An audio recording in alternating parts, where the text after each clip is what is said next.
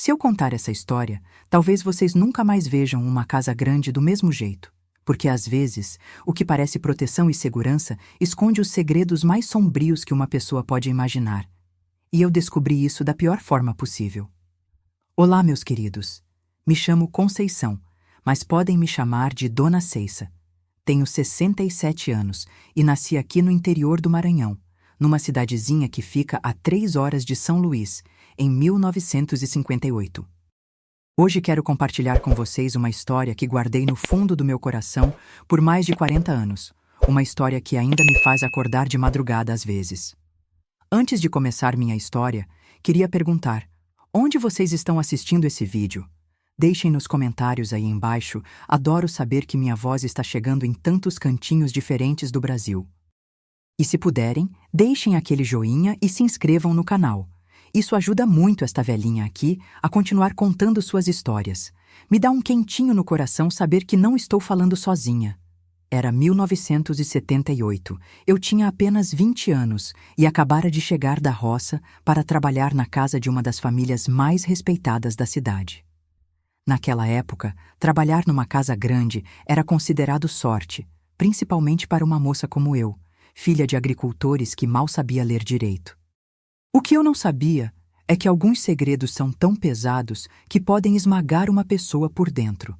Nossa cidadezinha era dessas onde todo mundo se conhece, onde as casas ficam com as portas abertas o dia inteiro e as crianças brincam na rua sem medo. O cheiro de pequi e buriti sempre no ar, misturado com o aroma do café coado na hora que saía das janelas. Era um lugar simples, mas tinha essa paz que só quem viveu no interior sabe explicar. Minha família morava numa casinha de taipa, com 3 cômodos pequenos e um quintal grande onde minha mãe, Dona Palmira, criava galinhas e plantava suas ervas. Meu pai, seu Raimundo, trabalhava na roça dos outros, saía antes do sol nascer e voltava quando as estrelas já estavam brilhando no céu. Éramos pobres, mas não passávamos necessidade. Minha mãe sempre dizia que Deus nunca abandona quem trabalha honestamente. Eu era a mais velha de 4 filhos. Tinha 2 irmãos, o Antônio e o Benedito, e uma irmãzinha caçula, a Terezinha. Como era a mais velha, desde pequena, ajudava minha mãe com os afazeres da casa. Lavava roupa no rio, cuidava dos irmãos menores, ajudava na cozinha. Aos 15 anos, já sabia fazer tudo que uma dona de casa precisa saber, mas eu sonhava com uma vida diferente.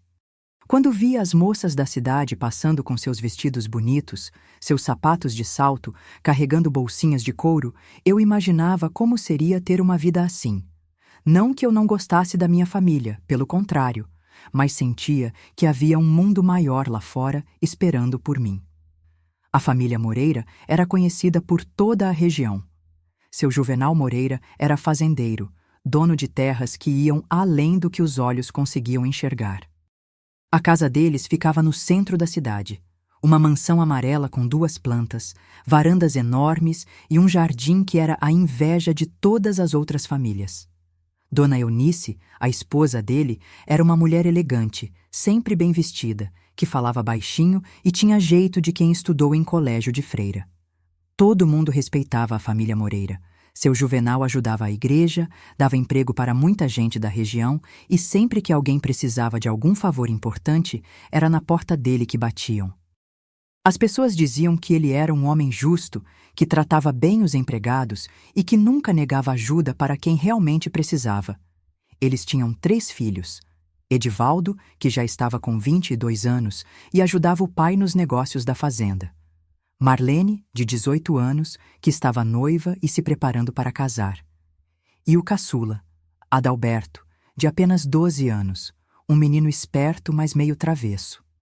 A casa tinha empregados fixos, Dona Carmen, que era a cozinheira há mais de 10 anos, e seu Geraldo, que cuidava do jardim e dos serviços externos.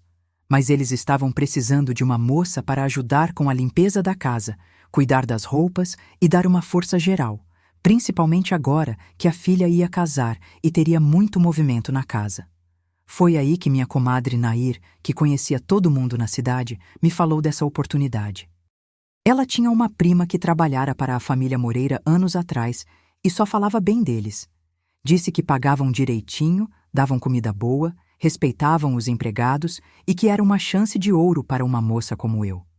Lembro como se fosse hoje da conversa que tive com meus pais. Estávamos sentados na varanda de casa, naquela hora em que o sol já tinha se escondido, mas ainda havia claridade no céu. Meu pai fumava seu cigarrinho de palha e minha mãe costurava uma camisa do meu irmão mais novo. Quando contei sobre a proposta de trabalho, meus pais ficaram em silêncio por um tempo comprido. Minha mãe parou de costurar e meu pai tirou o cigarro da boca. Eu sabia que eles estavam pesando os prós e os contras na cabeça deles. Por fim, meu pai falou com aquela voz firme que ele usava nas decisões importantes.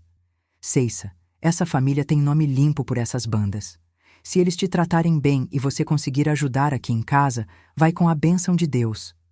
Minha mãe concordou com a cabeça, mas vi nos olhos dela aquela preocupação que toda mãe sente quando vê a filha saindo de casa pela primeira vez. O salário era o dobro do que meu pai ganhava trabalhando na roça o mês inteiro. Com esse dinheiro, eu poderia ajudar em casa, comprar umas roupas melhores para mim e ainda juntar um pouquinho para o futuro. Parecia que finalmente minha vida ia tomar um rumo diferente, melhor. A casa dos Moreira ficava apenas a 15 minutos caminhando da minha, mas para mim parecia outro mundo. O portão de ferro trabalhado, o jardim bem cuidado, as janelas grandes com cortinas de renda. Quando bati na porta naquele dia de março de 1978, meu coração estava disparado de nervosismo e expectativa. Dona Eunice me recebeu na varanda da frente, num vestido azul claro que combinava perfeitamente com os olhos dela. Ela tinha um jeito delicado de falar, mas ao mesmo tempo firme, como quem está acostumada a mandar. Me fez algumas perguntas básicas, se eu sabia cozinhar, se tinha experiência com limpeza, se era de família direita. Depois ela me mostrou a casa. Era ainda maior por dentro do que parecia por fora. O piso era todo de madeira encerada que brilhava como espelho. As paredes tinham papel de parede com flores pequeninhas, os móveis eram todos de madeira escura e pesada, e tinha quadros e fotografias por toda parte. A sala de visitas era enorme, com um sofá e poltronas estofados em veludo verde musgo. Na parede principal, uma fotografia grande do casal no dia do casamento, ela toda de branco e ele de terno escuro, os dois jovens e sorrindo. Tinha também várias fotografias dos filhos em diferentes idades, todas em porta-retratos de prata. A cozinha era o lugar que mais me impressionou. Era grande como a sala da minha casa toda, com um fogão a lenha enorme e outro a gás, uma geladeira que era quase do meu tamanho, e armários até no teto. Dona Carmen estava lá preparando o almoço, e quando Dona Eunice me apresentou, ela me cumprimentou com um sorriso caloroso. Quando chegamos à escada que levava ao segundo andar, Dona Eunice me explicou que lá ficavam os quartos da família, e que eu só deveria subir quando fosse chamada para algum serviço específico. O meu quarto ficaria nos fundos da casa, numa casinha pequena nos fundos, junto com o quarto de Dona Carmen e seu Geraldo. Foi aí que ela me mostrou uma porta debaixo da escada que ficava sempre trancada. Essa é a entrada do porão, ela disse de forma casual. É onde guardamos algumas coisas antigas da família. Não precisa se preocupar com limpeza lá embaixo. Eu mesma cuido disso quando necessário. Na época, aquilo me pareceu normal. Muitas casas grandes tinham porões para guardar mantimentos, objetos velhos, ferramentas. Não pensei mais no assunto. Dona Eunice me disse que eu começaria na segunda-feira seguinte, que o pagamento seria todo dia 1º e que eu teria direito à folga aos domingos à tarde. Voltei para casa eufórica.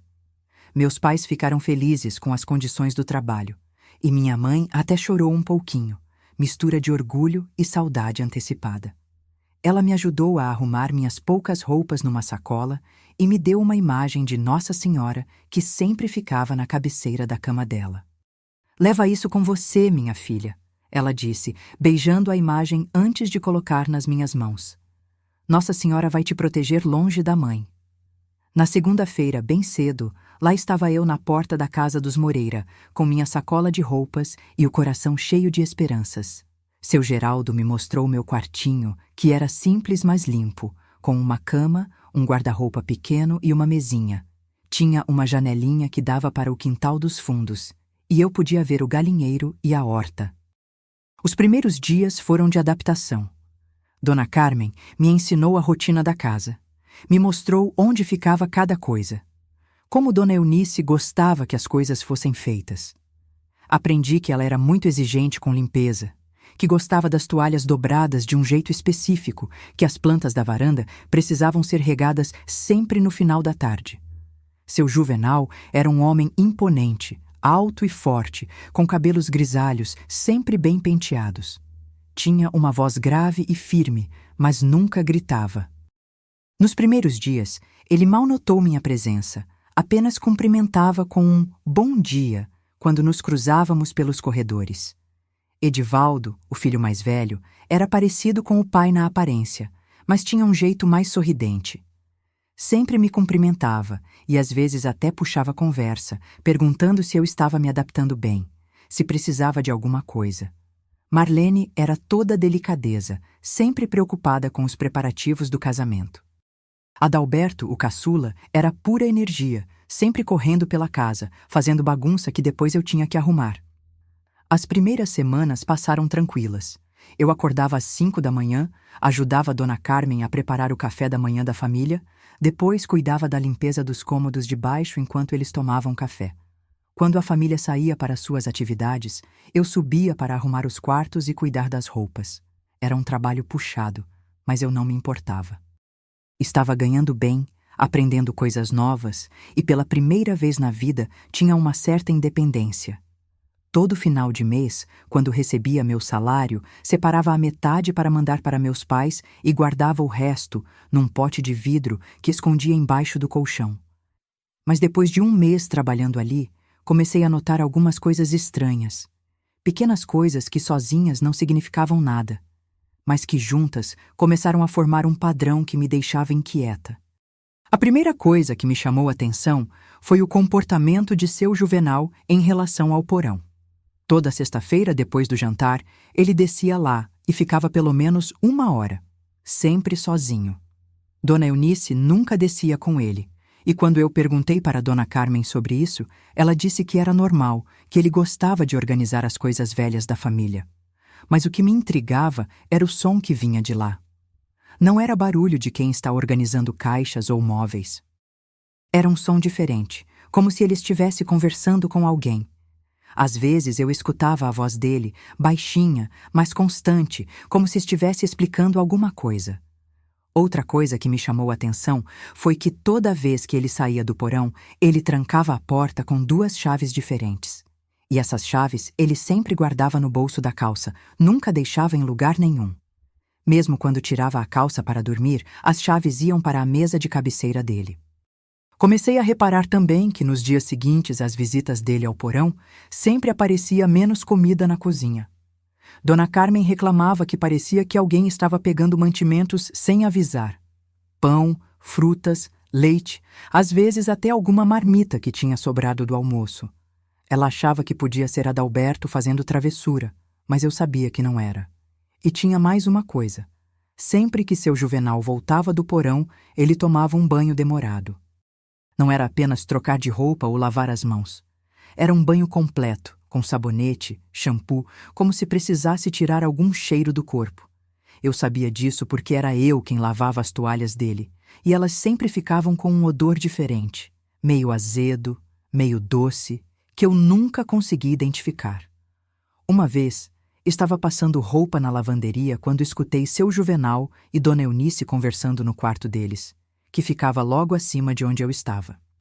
A conversa era baixa, mas o tom era tenso.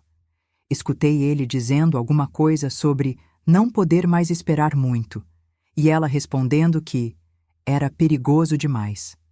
Não entendi o contexto, mas a seriedade da conversa me deixou com um frio na barriga. Dona Eunice também começou a agir de forma diferente comigo.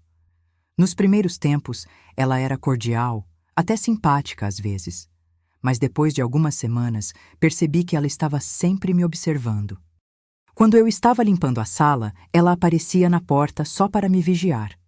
Se eu demorava um pouco mais em algum cômodo, ela ia verificar o que eu estava fazendo. Um dia, ela me chamou para uma conversa particular. Estávamos na cozinha e ela disse com aquela voz suave, mas firme: Conceição, você está se adaptando bem aqui, mas preciso te lembrar de uma coisa importante. Esta casa tem suas regras e seus limites. Espero que você sempre respeite a privacidade da família. Disse que sim, que eu sempre respeitaria, mas fiquei pensando por que ela estava me falando aquilo. Será que ela tinha notado que eu estava reparando nas coisas? Será que eu tinha feito alguma coisa errada sem perceber? A partir daquele dia, comecei a ficar mais atenta aos meus próprios movimentos. Tomava cuidado para não parecer curiosa demais, não ficava muito tempo perto da porta do porão, evitava ficar andando pela casa quando não tinha serviço específico para fazer. Mas a curiosidade estava crescendo dentro de mim como uma planta daninha.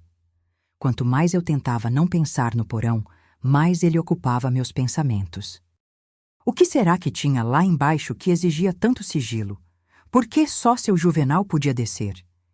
E por que sempre na mesma hora, no mesmo dia da semana? Meus queridos que estão me acompanhando até aqui, vocês já percebem onde essa história vai chegar? Às vezes os sinais estão todos lá, mas a gente não consegue ou não quer enxergar, não é mesmo? Se esse vídeo está te tocando, deixe seu like para me incentivar a continuar compartilhando essas memórias. Foi no terceiro mês trabalhando na casa dos Moreira que as coisas começaram a ficar realmente estranhas. Tão estranhas que hoje, décadas depois, ainda me arrepio quando lembro daqueles dias. Primeiro, começaram a chegar umas visitas diferentes na casa. Homens que eu nunca tinha visto antes, sempre bem vestidos, sempre sérios. Eles chegavam sempre na calada da noite, depois que todos já tinham jantado e estavam se preparando para dormir. Seu Juvenal os recebia na varanda dos fundos, longe da vista da rua. Essas visitas nunca entravam na casa principal. Ficavam conversando na varanda mesmo, em tom baixo, e depois seguiam diretamente para o porão com seu Juvenal. Ficavam lá embaixo por horas. Uma vez eu escutei vozes até quase 2 da madrugada. Dona Carmen, que dormia no quarto ao lado do meu, começou a reclamar que estava perdendo o sono com tanto movimento durante a noite. Ela achava estranho, mas quando perguntou para Dona Eunice sobre as visitas, recebeu uma resposta seca. São negócios do Juvenal. Não é da nossa conta. A mudança de comportamento de Dona Eunice ficou ainda mais acentuada. Ela, que antes era apenas formal comigo, agora estava visivelmente tensa e desconfiada. Começou a me dar ordens de forma mais áspera, a reclamar de coisas pequenas que antes ela nem notava. Um dia me gritou porque deixei um paninho em cima da mesa da cozinha, coisa que eu sempre fazia e nunca tinha sido problema. Seu Juvenal também mudou. O homem cordial e respeitoso dos primeiros tempos estava ficando mais fechado, mais sombrio. Às vezes eu o encontrava parado no meio da sala, olhando para o nada, como se estivesse perdido em pensamentos pesados. Quando isso acontecia e ele me via, ele me olhava com uma expressão que me deixava gelada. Mas o que mais me assustou foram as mudanças físicas que comecei a notar nele. Seu Juvenal estava mais magro, com olheiras fundas e tinha desenvolvido um tique nervoso de ficar passando a mão no cabelo quando pensava que ninguém estava vendo. As mãos dele, que antes eram firmes e seguras, agora tremiam levemente quando ele segurava a xícara de café. Uma noite, estava no meu quarto tentando dormir quando escutei um barulho estranho vindo do porão. Não era a voz de seu Juvenal conversando como de costume. Era um som diferente, um gemido baixo, repetitivo, que não consegui identificar. Levantei da cama e colei o ouvido na parede, tentando entender melhor, mas o som parou. No dia seguinte, reparei que havia terra fresca no jardim, bem ao lado da casa, num lugar onde antes não tinha canteiro nenhum. Perguntei para seu Geraldo se ele tinha plantado alguma coisa nova ali, mas ele disse que não, que nem sabia de onde tinha vindo aquela terra. Disse que quando chegou de manhã para trabalhar, a terra já estava lá. Foi nessa época que comecei a notar que estava sumindo comida da cozinha, de forma mais frequente e em maior quantidade. Não era só um pão ou uma fruta aqui e ali. Era comida de verdade, refeições completas. Dona Carmen estava ficando desesperada, achando que estava perdendo a memória ou que tinha alguém roubando na calada da noite. Eu sabia que não era Dona Carmen perdendo a memória, e sabia também que ninguém estava entrando na casa para roubar comida. A comida estava sendo levada para o porão. Tinha certeza disso, mas não conseguia entender por quê. Para que seu Juvenal precisava de tanta comida lá embaixo? Uma tarde, estava limpando a sala quando escutei uma discussão forte entre seu Juvenal e Dona Eunice. Eles estavam no escritório dele, mas as vozes estavam alteradas o suficiente para eu conseguir escutar algumas palavras. Escutei Dona Eunice falando algo sobre não aguentar mais essa situação, e ele respondendo que era temporário, só até resolver tudo. Depois, escutei ela dizendo: "E se alguém desconfiar? E se alguém resolver investigar?" A resposta dele foi mais baixa, não conseguia escutar direito, mas o tom era firme, quase ameaçador. Quando eles saíram do escritório, Dona Eunice estava com os olhos vermelhos, como se tivesse chorado. Seu Juvenal passou por mim na sala sem nem me cumprimentar, coisa que nunca tinha acontecido antes. Naquela noite, deitada na minha cama, comecei a juntar as peças do quebra-cabeças na minha mente. As visitas estranhas, a comida sumindo, os barulhos do porão, a terra fresca no jardim, o comportamento mudado de todo mundo na casa. Alguma coisa muito séria estava acontecendo ali, e eu estava bem no meio, sem entender nada. Comecei a ter medo. Não um medo específico de alguma coisa, mas um medo geral, uma sensação de que havia perigo rondando aquela casa. Pensei em conversar com meus pais, talvez até impedir para sair do emprego, mas como ia explicar? Não tinha nada concreto, só desconfiança e sensações ruins. Além do mais, eu precisava daquele emprego. O dinheiro que eu mandava para casa estava ajudando muito minha família, e o que eu guardava já estava virando uma quantia boa. Não podia simplesmente largar tudo por causa de suspeitas que talvez fossem só paranoia da minha cabeça. Decidi que ia ficar mais atenta, observar melhor, tentar entender o que realmente estava acontecendo. Se fosse alguma coisa séria mesmo, aí sim eu tomaria uma decisão. Mas por enquanto, ia continuar trabalhando e prestando atenção. Foi quando começaram a acontecer coisas que me fizeram perceber que a situação era muito mais grave do que eu imaginava. Uma manhã, cheguei na cozinha mais cedo que o normal e encontrei seu Juvenal lavando umas roupas na pia. Ele estava tão concentrado que não me ouviu chegar. As roupas estavam ensanguentadas. Não era sangue de machucado pequeno, era muito sangue, sangue que tinha impregnado a camisa e a calça que ele estava lavando. Quando ele me viu, teve um susto tão grande que largou as roupas na pia e ficou me olhando como se tivesse visto um fantasma. Ficamos os dois parados, sem falar nada, por uns segundos que pareceram uma eternidade. Por fim, ele disse com a voz trêmula: "Conceição, você não viu nada aqui, entendeu? Eu me cortei trabalhando no porão ontem à noite, foi só isso. Mas eu vi o sangue naquelas roupas. Vi a quantidade, vi como estava espalhado. Aquele não era sangue de corte de trabalho. Aquele era sangue de ferimento sério, ou sangue de alguém que tinha se machucado muito, muito mesmo." Disse que sim, que entendi, que não tinha visto nada. Ele terminou de lavar as roupas em silêncio e saiu da cozinha sem olhar para mim. Fiquei ali parada, com as pernas tremendo, tentando processar o que tinha acabado de acontecer. A partir daquele dia, a tensão na casa ficou insuportável. Eu sentia que todo mundo estava me vigiando, principalmente seu Juvenal. Ele aparecia nos lugares onde eu estava trabalhando, ficava observando, como se estivesse esperando que eu fizesse ou dissesse alguma coisa errada. Dona Eunice também intensificou a vigilância sobre mim. Começou a me dar tarefas que me mantinham longe da área da casa onde ficava o porão. Quando eu precisava passar por aquela região, ela sempre arranjava uma desculpa para me chamar para outro lugar. Uma noite, estava deitada tentando dormir quando escutei passos no quintal. Levantei devagar e espiei pela janelinha do meu quarto. Era seu Juvenal, caminhando de um lado para o outro no quintal dos fundos, como se estivesse desesperado. Ele estava falando sozinho, gesticulando, passando as mãos na cabeça. Foi quando percebi que ele estava chorando. Aquele homem grande e forte estava chorando como uma criança, soluçando baixinho para ninguém escutar. Fiquei observando por alguns minutos, sem conseguir acreditar no que estava vendo. De repente, ele parou de andar e ficou olhando diretamente para a janela do meu quarto. Mesmo no escuro, tive a impressão de que nossos olhos se encontraram. Saí rapidamente da janela e voltei para a cama, com o coração disparado. No dia seguinte, ele me chamou para uma conversa particular.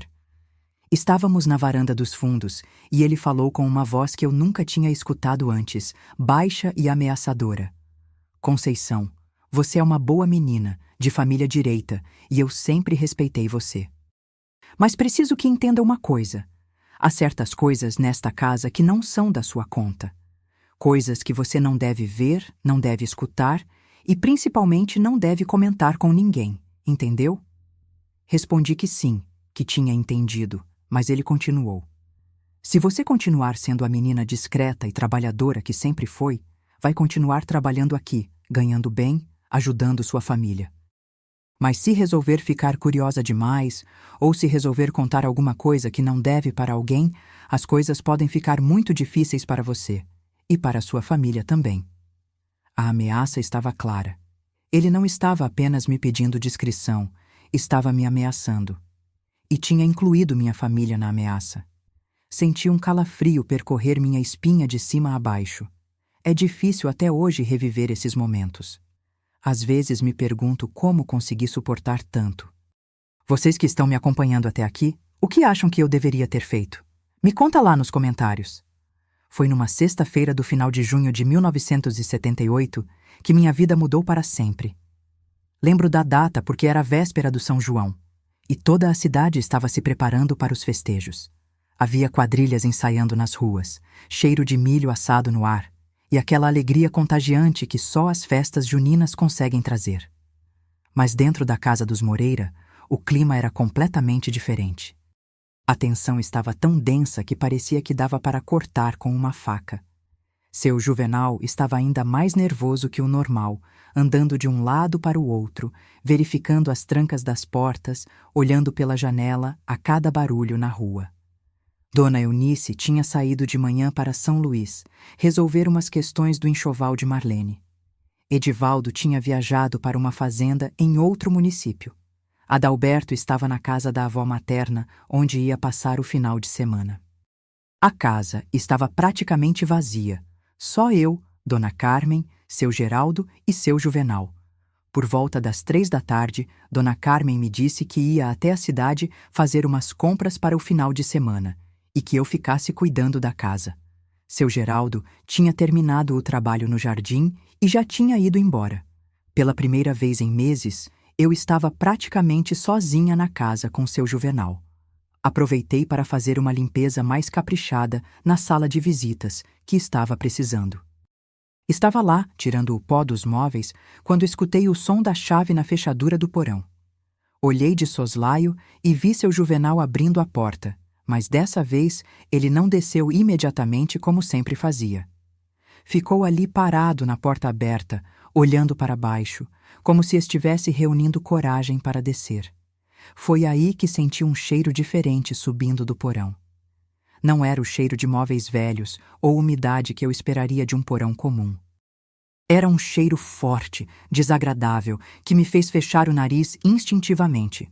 Seu Juvenal finalmente desceu, mas deixou a porta aberta, coisa que nunca tinha acontecido antes. Sempre, ele fechava a porta atrás dele quando descia. Percebi que aquela era minha oportunidade.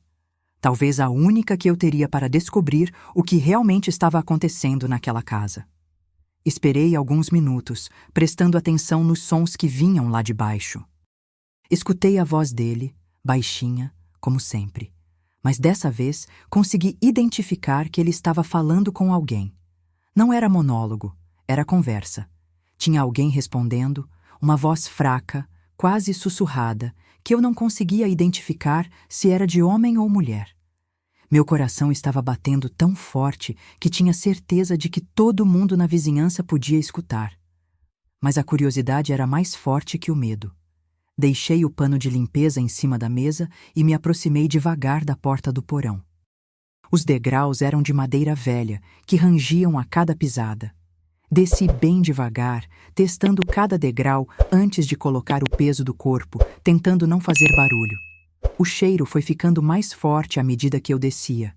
Um cheiro azedo misturado com algo doce e enjoativo que eu não conseguia identificar. A escada descia numa curva, então só quando cheguei quase no final é que consegui ver o que havia lá embaixo. E o que vi me fez ter que segurar na parede para não cair. O porão era maior do que eu imaginava, dividido em várias seções por cortinas velhas penduradas em arames. Na primeira seção, que era a que eu conseguia ver melhor, havia uma espécie de cama improvisada, feita com colchões velhos empilhados no chão. E nessa cama estava uma mulher. Ela era jovem, talvez da minha idade ou um pouco mais nova, mas estava numa condição que me fez ter que colocar a mão na boca para não gritar. Estava muito magra, com o cabelo sujo e embaraçado, vestindo uma camisola rasgada e suja. Tinha ferimentos nos braços e nas pernas, alguns que pareciam recentes, outros que já estavam cicatrizando. Mas o que mais me chocou foram os olhos dela. Eram os olhos de quem tinha desistido de tudo, de quem não tinha mais esperança de nada. Olhos vazios, como se a alma tivesse saído de dentro. Seu Juvenal estava agachado ao lado dela, falando baixinho. Não consegui escutar tudo, mas escutei ele dizendo: "Você precisa comer, senão vai ficar ainda mais fraca. Amanhã temos visita importante e você precisa estar apresentável." A mulher murmurou alguma coisa que não conseguia entender, e ele respondeu com uma voz mais dura: "Não adianta implorar, você já sabe que não tem para onde ir. Ninguém ia acreditar na sua palavra contra a minha. É melhor se conformar e obedecer." Foi aí que percebi a situação horrível que estava presenciando. Aquela mulher estava sendo mantida prisioneira no porão. E pelas condições em que estava, já fazia tempo. Muito tempo. Olhei melhor ao redor e vi que havia outras seções no porão, separadas pelas cortinas. Em uma delas, consegui ver parte de outra cama, e o que parecia ser outra pessoa deitada. Meu Deus! Quantas pessoas estavam sendo mantidas ali? De repente, uma tábua do chão rangeu embaixo do meu pé. O som ecoou pelo porão silencioso. Seu Juvenal parou de falar imediatamente e virou a cabeça na direção da escada. Nossos olhos se encontraram. Por um segundo que pareceu uma eternidade, ficamos nos encarando. Eu, paralisada de horror no meio da escada, e ele, agachado ao lado daquela mulher em condições sub-humanas. Vi o reconhecimento nos olhos dele, seguido de uma fúria que me gelou o sangue. Ele se levantou devagar, como um predador que não quer assustar a presa antes de atacar. A voz dele saiu baixa, controlada, mas carregada de uma ameaça mortal. "Conceição, o que você está fazendo aqui?" Não consegui responder. Literalmente não consegui emitir som nenhum. Fiquei ali, segurando na parede, tentando processar a enormidade do que tinha descoberto. Ele começou a andar na minha direção, e foi aí que consegui reagir. Me virei e subi a escada correndo, sem me importar com o barulho que estava fazendo. Escutei ele subindo atrás de mim, os passos pesados nas tábuas rangendo. Quando cheguei na sala, não sabia o que fazer. Correr para onde? A porta da frente estava trancada por dentro e a chave ficava sempre com seu Juvenal. A porta dos fundos dava para o quintal murado, que não tinha saída para a rua. Estava encurralada. Seu Juvenal chegou na sala alguns segundos depois de mim. Fechou a porta do porão com cuidado, guardou as chaves no bolso e se virou para me encarar. O homem respeitável e cordial que eu conhecia tinha desaparecido completamente. No lugar dele havia alguém que eu não reconhecia. Alguém com olhos frios e calculistas. "Senta", ele disse, apontando para o sofá. "Nós precisamos conversar." Sentei, porque minhas pernas estavam tremendo tanto que não conseguiam mais me sustentar. Ele ficou de pé na minha frente, me olhando de cima a baixo, como se estivesse avaliando um animal no mercado. "O que você viu lá embaixo?" ele perguntou. Pensei em mentir, dizer que não tinha visto nada, mas sabia que não adiantaria. Ele tinha me visto olhando diretamente para a cena. Eu vi a mulher. Consegui falar com a voz trêmula. E o que mais? Só isso, só ela. Ele ficou em silêncio por um tempo, andando de um lado para o outro na sala, passando a mão no cabelo como sempre fazia quando estava nervoso. Eu ficava observando cada movimento, tentando prever o que ele ia fazer. Por fim, ele parou na minha frente e disse: Conceição, você acabou de ver algo que não deveria ter visto. Algo que pode destruir minha família, meus negócios, toda a minha vida. Você entende a gravidade da situação? Concordei com a cabeça, sem conseguir falar. Agora você tem duas opções, ele continuou. Primeira, esquece completamente o que viu, continua trabalhando aqui como se nada tivesse acontecido, e eu garanto que você e sua família estarão sempre protegidos. Vou até aumentar seu salário para mostrar que reconheço sua discrição. Ele fez uma pausa, me olhando nos olhos antes de continuar. Segunda opção, você resolve contar para alguém o que viu. Aí eu vou ter que tomar medidas para proteger minha família. E essas medidas podem ser muito desagradáveis para você e para as pessoas que você ama. A ameaça era clara e direta. Ele estava me dando a escolher entre ser cúmplice silenciosa ou ser eliminada como problema. Mas antes de você decidir, ele disse, acho que você precisa entender melhor a situação. Ele me fez levantar do sofá e me levou até a janela que dava para a rua. Apontou para uma casa do outro lado, onde uma senhora estava estendendo roupa no quintal. Você vê a dona Sebastiana ali? Ela trabalhava aqui há uns 5 anos. Uma mulher trabalhadora, de família. Um dia, ela viu algumas coisas que não deveria ter visto. Quis fazer papel de heroína, ameaçou me denunciar. Ele fez uma pausa, como se estivesse lembrando de algo desagradável. Hoje, ela está internada no sanatório de São Luís. Problema mental grave, dizem os médicos. Começou de repente, do nada. Ficou falando umas coisas sem nexo sobre pessoas presas, sobre homens ruins. Ninguém acreditou nela, claro.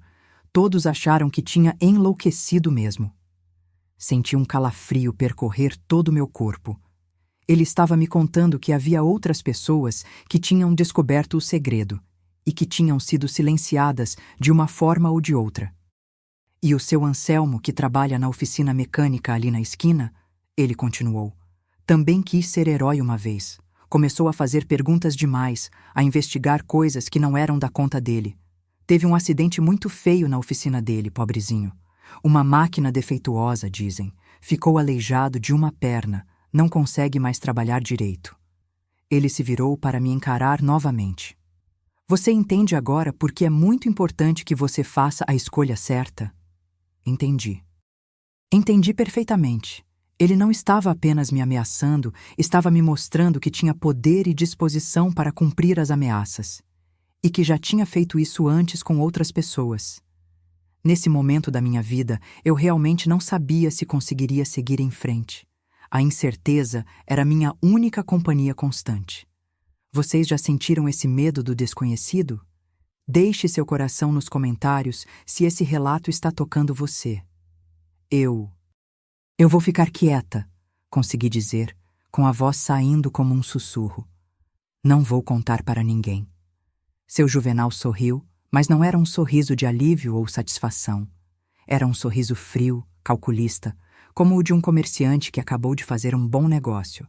Sabia que você era uma menina inteligente, Conceição. Essa é a melhor decisão para todo mundo. Ele se aproximou mais de mim e eu pude sentir o cheiro do suor dele, misturado com algo que não consegui identificar na época, mas que hoje sei que era o cheiro do medo. Mesmo ele, com todo o poder e controle que tinha, estava com medo das consequências do que eu havia descoberto. Mas para ter certeza de que você vai cumprir nossa combinação, ele disse, vamos fazer um acordo mais concreto. Ele foi até a escrivaninha que ficava num canto da sala e voltou com uma folha de papel e uma caneta. Você vai escrever uma carta para seus pais, contando que está muito feliz trabalhando aqui, que os patrões tratam você muito bem e que pretende ficar por muito tempo. Vai entregar essa carta na mão deles pessoalmente no domingo, quando for visitá-los.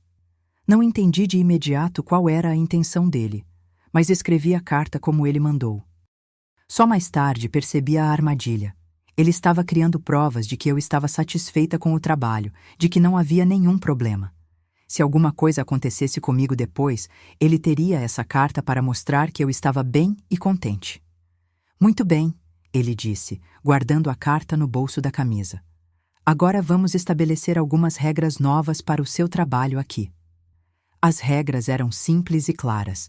Eu não deveria mais trabalhar sozinha na casa em hipótese alguma. Sempre deveria ter alguém por perto. Dona Carmen, seu Geraldo ou algum membro da família. Não poderia mais ficar na casa depois das 8 da noite. E, principalmente, não deveria nunca mais se aproximar da área do porão. Se você seguir essas regras direitinho, ele disse, vamos nos dar muito bem. Vou aumentar seu salário em 50% a partir do mês que vem. Sua família vai ficar muito orgulhosa de ver como você está prosperando. O dinheiro extra era tentador, principalmente para uma família pobre como a minha, mas eu sabia que não era generosidade, era o preço do meu silêncio. Quando Dona Carmen voltou das compras 1 hora depois, encontrou a casa aparentemente normal. Eu estava na cozinha, fingindo que estava preparando o jantar, e seu Juvenal estava no escritório dele, mexendo em uns papéis. Se ela notou alguma tensão no ar, não comentou nada. Mas eu não era mais a mesma pessoa. Em uma tarde, meu mundo tinha virado de cabeça para baixo. Descobri que estava vivendo numa casa onde pessoas eram mantidas prisioneiras, onde torturas aconteciam no porão e onde eu mesma estava agora sendo mantida como cúmplice forçada. Naquela noite, não consegui pregar o olho. Ficava pensando na mulher que tinha visto no porão, nos olhos vazios dela, no desespero silencioso. Pensava também nas outras sessões que tinha vislumbrado, nas outras pessoas que podiam estar sofrendo ali embaixo, bem debaixo de onde eu dormia todas as noites. Tentava imaginar como tinha começado aquilo. Será que seu Juvenal sempre tinha sido assim? Será que Dona Eunice sabia de tudo? E os filhos? Era possível que uma coisa desse tamanho acontecesse numa casa sem que toda a família soubesse? No sábado, tentei agir normalmente, mas sentia que todo mundo estava me observando. Dona Carmen parecia notar que eu estava diferente, mais quieta, mais assustada. Várias vezes ela me perguntou se eu estava passando bem, se tinha acontecido alguma coisa. Não, Dona Carmen, eu respondia. Está tudo bem, só estou um pouco cansada. Seu Juvenal, por outro lado, estava agindo como se nada tivesse acontecido. Cumprimentava-me normalmente, fazia comentários sobre o tempo, sobre o trabalho, mas eu sentia os olhos dele me seguindo por todos os lugares da casa. Era uma vigilância constante e disfarçada. No domingo de manhã, me arrumei para ir visitar minha família, como fazia todos os domingos, mas dessa vez era diferente. Tinha a carta no bolso e um peso enorme no peito. Como ia conseguir olhar nos olhos dos meus pais, sabendo o que estava acontecendo? A caminhada até a casa dos meus pais nunca tinha parecido tão longa. Cada passo que eu dava, sentia como se estivesse me afastando mais de quem eu realmente era e me aproximando de quem eu estava sendo forçada a me tornar. Quando cheguei em casa, minha mãe estava no quintal cuidando das galinhas. Ao me ver, abriu aquele sorriso caloroso que sempre abria e veio me dar um abraço apertado. Minha filha chegou. Como você está? Está mais magra? Não está se alimentando direito? Meu pai estava consertando a cerca do quintal. Largou o martelo e veio me cumprimentar. Perguntaram sobre o trabalho, sobre os patrões, se eu estava gostando da vida na cidade. Entreguei a carta, como seu Juvenal tinha mandado. Meus pais ficaram felizes em ver que eu estava tão contente com o emprego.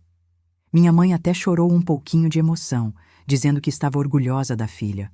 Mas durante todo o tempo que passei com eles, sentia uma angústia terrível no peito. Queria contar tudo, queria pedir ajuda, queria que meu pai me tirasse daquela situação. Mas as palavras de seu Juvenal ecoavam na minha cabeça. Essas medidas podem ser muito desagradáveis para você e para as pessoas que você ama. Não podia colocar minha família em risco. Não podia ser responsável por alguma coisa acontecer com eles por causa da minha descoberta. Voltei para a casa dos Moreira no final da tarde com o coração ainda mais pesado. Tinha perdido a oportunidade de pedir ajuda e agora sentia que estava ainda mais presa naquela situação. Na segunda-feira, Dona Eunice voltou da viagem. Assim que chegou, foi direto conversar com o marido no escritório. Ficaram lá fechados por quase 2 horas. Quando saíram, ela veio falar comigo. Conceição, o Juvenal me contou que você teve uma conversa importante com ele na sexta-feira. Senti o sangue gelar nas veias. Ela sabia de tudo. Quero que saiba que estamos muito satisfeitos com seu trabalho e com sua discrição. É bom ter funcionários em quem podemos confiar completamente. Ela me deu um envelope com meu novo salário, já com o aumento prometido. Era mais dinheiro do que eu tinha visto junto na vida. Mas naquele momento, o dinheiro parecia sujo nas minhas mãos. Os dias que se seguiram foram os mais difíceis da minha vida, até aquele momento. Tentava manter uma rotina normal, mas tudo havia mudado. Acordava de manhã com aquele peso no estômago.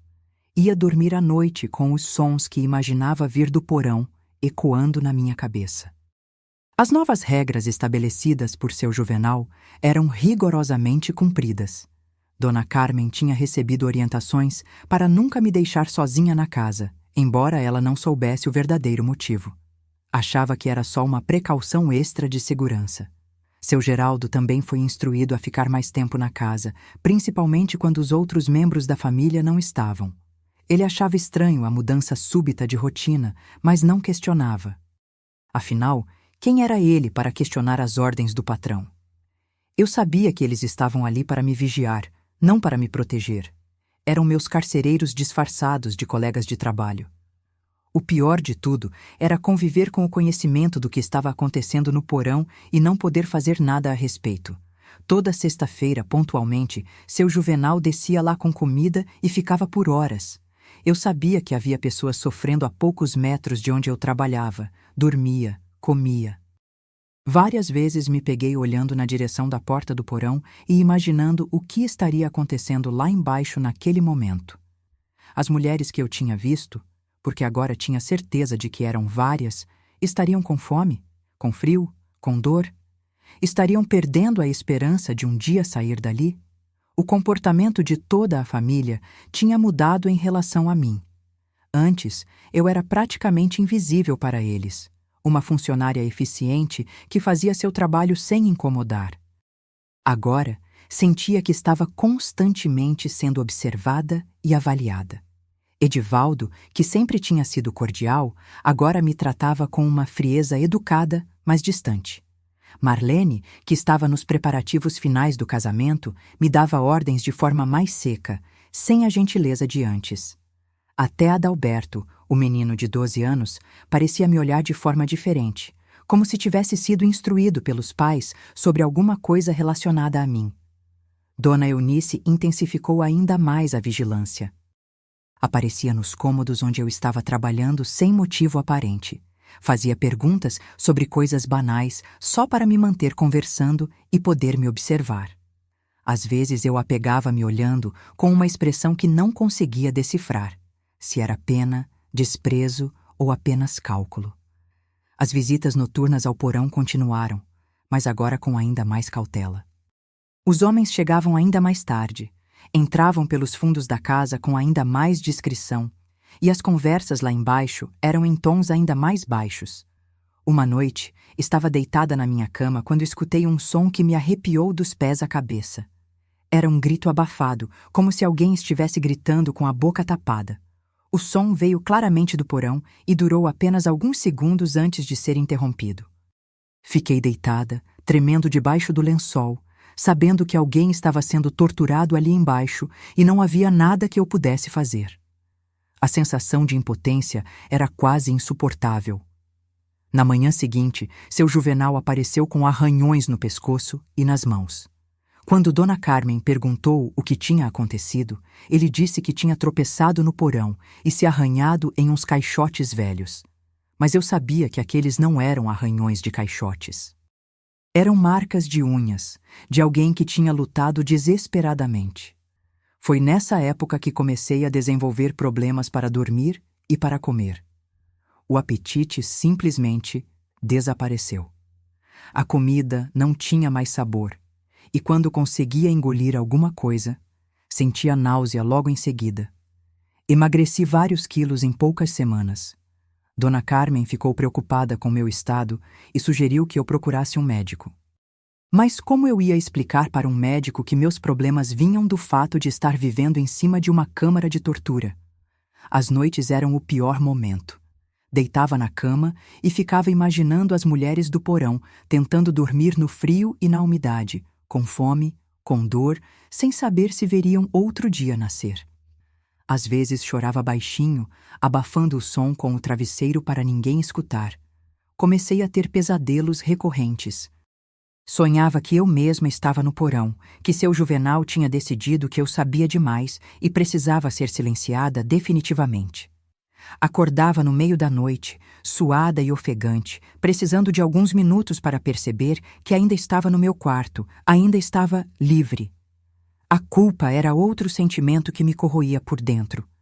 Por mais que eu soubesse que não tinha escolha, por mais que entendesse que estava sendo coagida, não conseguia parar de me sentir cúmplice daquele horror. Toda manhã que eu acordava e seguia minha rotina normal, sentia como se estivesse traindo aquelas mulheres. O dinheiro extra que estava ganhando também virou fonte de angústia. Quando mandava a parte para meus pais, como sempre fazia, sentia como se estivesse sujando eles com dinheiro sujo. O que eu guardava para mim ficava escondido no pote debaixo do colchão, mas nem conseguia mais contar. Parecia dinheiro amaldiçoado. Meus pais notaram a mudança no meu comportamento nas visitas dominicais. Estava mais magra, mais quieta, com olheiras fundas. Minha mãe perguntava se eu estava doente, se os patrões estavam me maltratando. Eu inventava desculpas, que estava cansada, que era muito trabalho, que estava tudo bem. Uma vez, meu pai me puxou de lado e disse: "Minha filha, se alguma coisa não está bem nesse trabalho, você pode voltar para casa.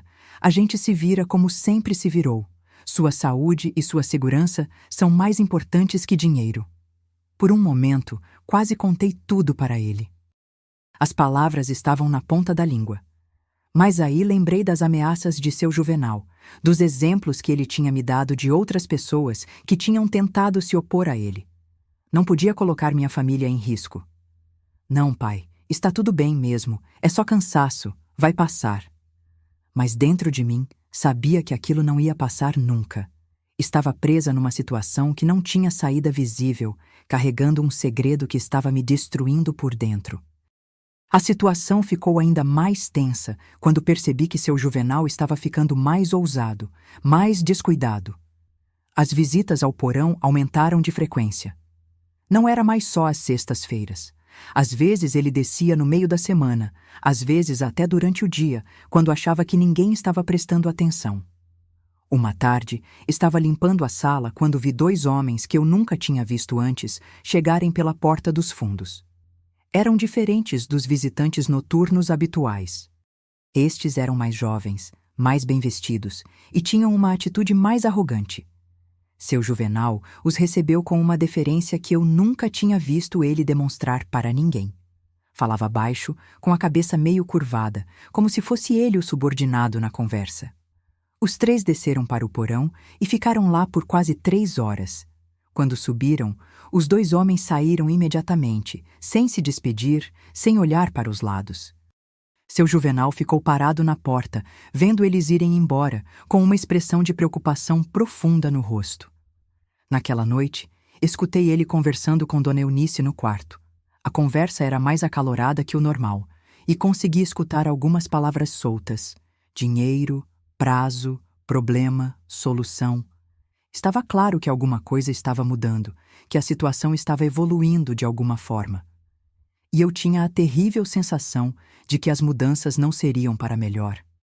Foi no início de agosto que as coisas tomaram um rumo ainda mais sinistro.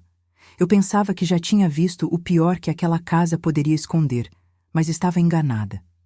O horror tem muitas camadas, e eu estava prestes a descobrir níveis de maldade que nem imaginava que existissem. Tudo começou com a chegada de uma van preta, numa madrugada de terça-feira. Acordei com o barulho do motor e o som de portas batendo no quintal dos fundos. Levantei devagar e espiei pela janelinha do meu quarto, tomando cuidado para não ser vista. Eram 4 homens desconhecidos, todos vestidos de escuro. 2 deles estavam carregando algo que parecia ser uma pessoa. Não consegui ver direito porque estava escuro e eles se moviam rápido, mas pela forma como carregavam, era definitivamente alguém desacordado ou impossibilitado de andar. Seu Juvenal abriu a porta do porão e eles desceram rapidamente. Ficaram lá embaixo por cerca de 1 hora antes de subir novamente, agora sem nada nas mãos. Entraram na van e foram embora, deixando apenas o cheiro de diesel no ar e um silêncio ainda mais pesado que o normal. Na manhã seguinte, tentei agir normalmente, mas minha mente não parava de trabalhar. Uma nova pessoa tinha sido trazida para aquele lugar terrível. Alguém que tinha sido sequestrado, arrancado de sua vida, de sua família, para ser mantido como prisioneiro no porão dos Moreira. O comportamento de seu Juvenal nos dias seguintes confirmou minhas suspeitas. Ele estava ainda mais nervoso, mais agitado. Fazia várias descidas ao porão por dia, coisa que não acontecia antes, e sempre voltava com uma expressão mais tensa, mais preocupada. Dona Eunice também estava visivelmente abalada. Tentava manter a compostura, mas eu a via às vezes parada na janela da sala, olhando para a rua com uma expressão de medo, como se esperasse que alguém aparecesse a qualquer momento. Foi numa quinta-feira que aconteceu algo que mudou completamente minha perspectiva sobre a situação. Estava na lavanderia, nos fundos da casa, quando escutei passos apressados no quintal. Olhei pela janela e vi seu Juvenal saindo do porão, carregando um saco grande de estopa. O saco tinha o tamanho e o formato de um corpo humano. Senti as pernas ficarem fracas e tive que me segurar na pia para não cair. Ele carregou o saco até o fundo do quintal, onde havia uma área com terra sempre revirada que eu sempre pensei ser uma composteira, ou algo assim. Começou a cavar um buraco fundo o suficiente para enterrar o saco. Naquele momento, a terrível realidade da situação me atingiu em cheio. Não era apenas sequestro e cárcere privado. Era assassinato. As pessoas que eram levadas para aquele porão não saíam de lá vivas. E eu estava testemunhando o descarte de mais uma vítima. Fiquei escondida na lavanderia até ele terminar de enterrar o saco e alisar a terra por cima. Quando ele saiu do quintal, corri para o meu quarto e vomitei tudo que tinha no estômago. Naquela noite, não consegui nem fingir que estava tentando dormir. Fiquei sentada na cama, abraçada nos joelhos, tentando processar o que tinha visto. Quantas pessoas estavam enterradas naquele quintal? Quantas famílias estavam procurando por pessoas que nunca mais voltariam para casa? Na sexta-feira, como sempre, seu Juvenal fez sua visita semanal ao porão. Mas dessa vez, quando ele subiu, escutei algo que nunca tinha escutado antes. Gritos de desespero vindos de lá de baixo. Eram gritos de mulher, altos e desesperados, como se alguém tivesse perdido completamente o controle. Duraram alguns minutos antes de serem abafados. Seu Juvenal tinha certamente amordaçado quem estava gritando. Quando ele subiu, estava sujo de sangue. Não era só nas roupas, como da vez que eu tinha visto na cozinha. Dessa vez tinha sangue nas mãos, no rosto, nos braços. Parecia que tinha se banhado em sangue. Ele foi direto para o banheiro da área de serviço e ficou lá por quase 2 horas, lavando-se. Quando saiu, estava limpo, mas a expressão no rosto era de quem tinha acabado de fazer algo que o deixara exausto e, ao mesmo tempo, satisfeito. No sábado de manhã, quando fui lavar as roupas que ele tinha tirado na noite anterior, encontrei não apenas sangue, mas também pedaços de tecido e até mesmo cabelo grudados no sangue seco. Cabelo comprido, castanho, que claramente pertencia a uma mulher. Tive que correr para o quintal para vomitar novamente, mas meu estômago já estava vazio há tanto tempo que só saía bile amarga. Era impossível continuar fingindo que não sabia o que estava acontecendo. Era impossível continuar vivendo com aquele peso na consciência. Mas também era impossível fazer alguma coisa sem colocar minha própria vida e a vida da minha família em risco. Comecei a observar mais atentamente os padrões de comportamento na casa. Reparei que as renovações do porão seguiam um cronograma. A cada 2 ou 3 semanas chegavam pessoas novas. Algumas ficavam mais tempo, outras desapareciam rapidamente. E sempre havia terra fresca sendo revirada no fundo do quintal. O que mais me aterrorizava era perceber que havia uma organização por trás daquilo tudo. Não era apenas a loucura de um homem perturbado. Era um negócio, uma operação estruturada. Os homens bem vestidos que visitavam seu Juvenal, as conversas sobre dinheiro e prazos, a regularidade com que tudo acontecia, tudo indicava que havia outras pessoas envolvidas, outras pessoas que sabiam e participavam daquela monstruosidade. Durante os domingos na casa dos meus pais, eu tentava desesperadamente pensar em alguma forma de contar o que estava acontecendo sem colocar ninguém em perigo. Olhava para meus irmãos brincando no quintal, para minha mãe cuidando das plantas, para meu pai descansando na rede depois de uma semana de trabalho pesado, e sabia que não podia ser responsável por trazer aquela maldade para dentro da vida deles. Uma vez, quase contei tudo para o padre da igreja durante uma confissão. Estava ajoelhada no confessionário e as palavras estavam saindo da minha boca quase sem controle. Mas no meio da frase, lembrei que seu Juvenal era um dos maiores contribuintes da igreja, que ele e o padre se conheciam há anos, que eram amigos. Mudei de assunto rapidamente, inventei alguns pecados menores e saí de lá ainda mais desesperada do que tinha entrado. A situação piorou ainda mais quando Marlene se casou no final de agosto.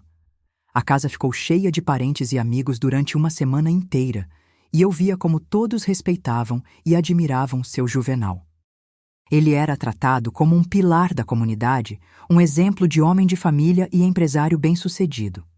Durante a festa de casamento que aconteceu na própria casa, dezenas de pessoas dançaram e se divertiram na sala de estar, a poucos metros da porta do porão, onde pessoas estavam sendo torturadas. A música alta abafava qualquer som que pudesse vir de lá de baixo. Era uma cena surreal e aterrorizante. Naquela noite, depois que todos os convidados foram embora, seu Juvenal fez uma de suas visitas ao porão. Mas dessa vez, levou junto uma garrafa de cachaça e ficou lá embaixo até quase amanhecer. Quando subiu, estava bêbado e com uma expressão que eu nunca tinha visto antes. Uma mistura de prazer doentio e desespero profundo. Foi nesse período que comecei a notar que Dona Eunice estava tomando medicamentos para os nervos. Várias vezes a encontrei na cozinha, de madrugada, tomando uns comprimidos com água. Quando me via, guardava rapidamente o frasco e fingia que estava apenas bebendo água. Os filhos também começaram a mostrar sinais de que sabiam de alguma coisa. Edivaldo, que sempre tinha sido sociável e comunicativo, estava cada vez mais calado e sombrio. Evitava ficar sozinho em casa, sempre arranjava desculpas para sair quando o pai estava presente.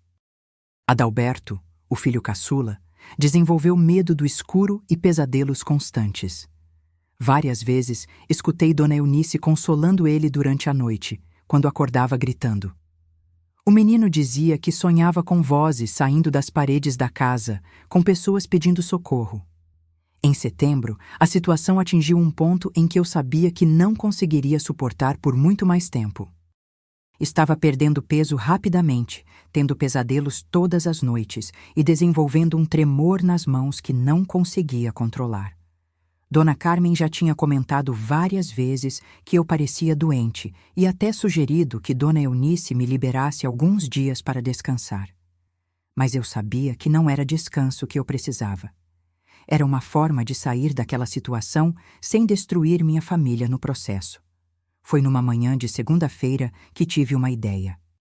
Não era um plano perfeito, mas era a única coisa que conseguia imaginar que poderia funcionar.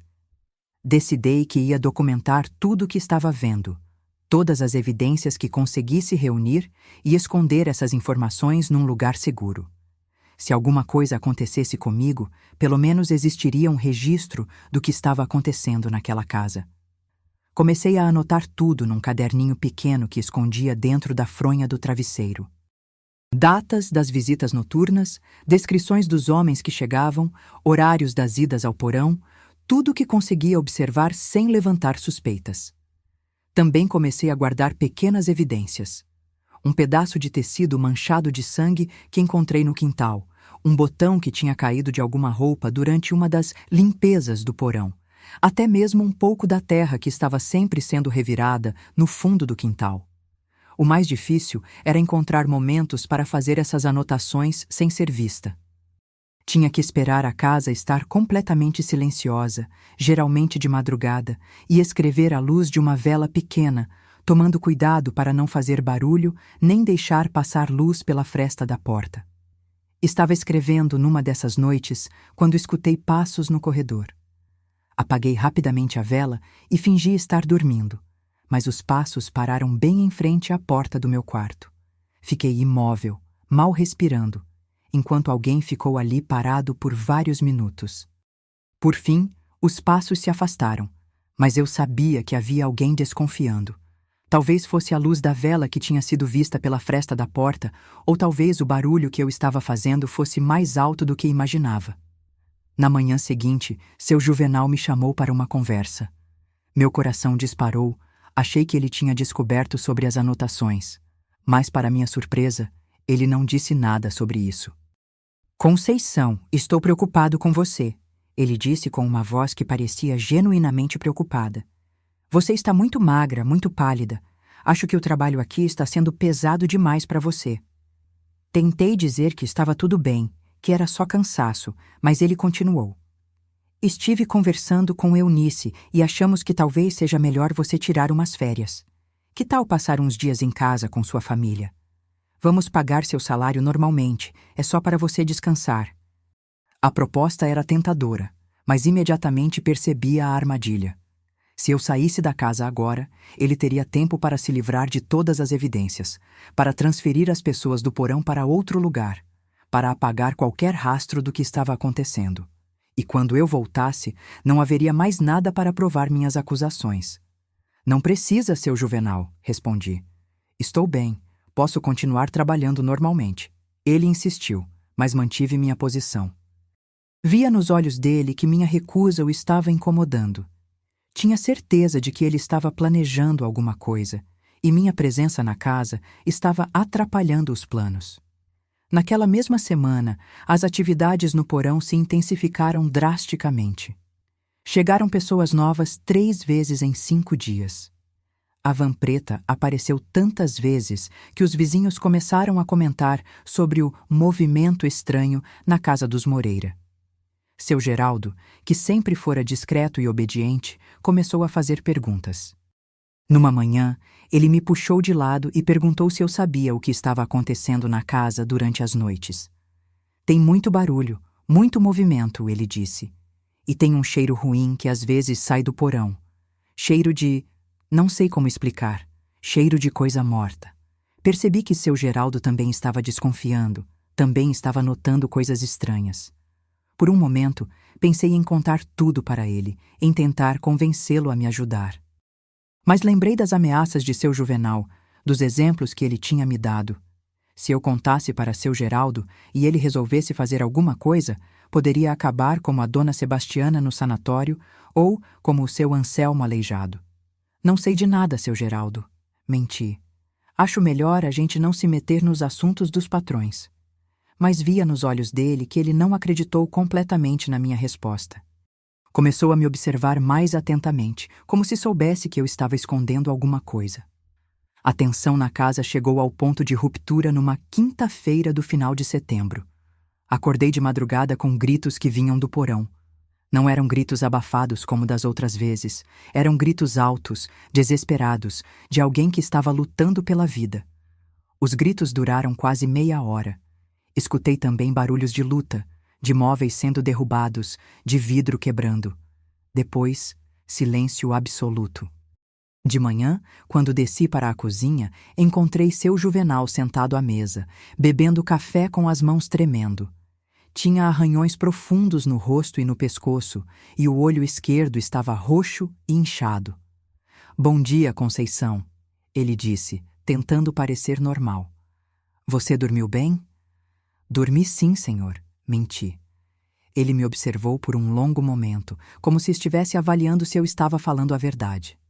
Ótimo, disse por fim. É importante dormir bem. Pessoas que não dormem bem às vezes começam a imaginar coisas, a ouvir ruídos que não existem.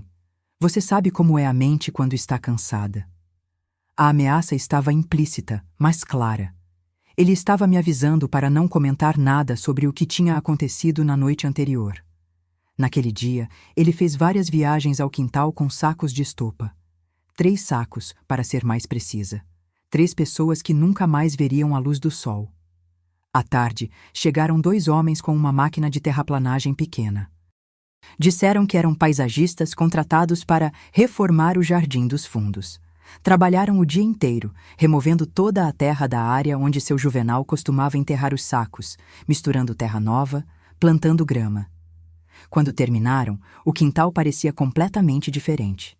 Não havia mais nenhum sinal das covas, nenhuma evidência do cemitério clandestino que existira ali. Era como se nada tivesse acontecido. Naquela noite, finalmente tomei uma decisão. Não podia mais esperar, não podia mais adiar. Tinha que agir, mesmo sabendo que provavelmente não sobreviveria às consequências. Esperei até ter certeza de que toda a casa estava dormindo. Por volta das 3 da madrugada, saí silenciosamente do meu quarto e fui até a cozinha.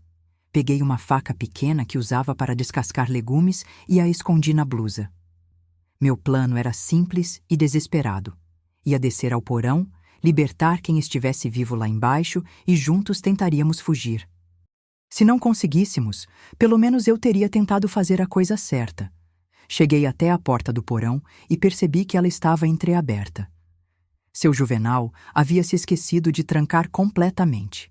Era o sinal que eu estava esperando, a oportunidade que talvez nunca mais tivesse. Empurrei a porta devagar e comecei a descer os degraus de madeira, com a faca na mão e o coração batendo tão forte que tinha certeza de que acordaria a casa inteira. Mas quando cheguei ao final da escada e olhei para onde costumavam estar as camas improvisadas e as cortinas dividindo o espaço, encontrei algo completamente inesperado. O porão estava vazio. Completamente vazio. Não havia mais camas, não havia mais cortinas, não havia mais nada que indicasse que alguém tinha vivido ali. O chão de terra estava limpo e nivelado. As paredes tinham sido lavadas. Até mesmo o cheiro característico tinha desaparecido. Era como se tudo que eu tinha visto nos últimos meses tivesse sido produto da minha imaginação. Fiquei parada ali, tentando entender o que estava acontecendo. Será que tinha enlouquecido? Será que realmente tinha imaginado tudo? Foi quando escutei passos na escada atrás de mim. Me virei e vi seu Juvenal descendo as escadas devagar, com uma lanterna na mão. Não parecia surpreso em me encontrar ali.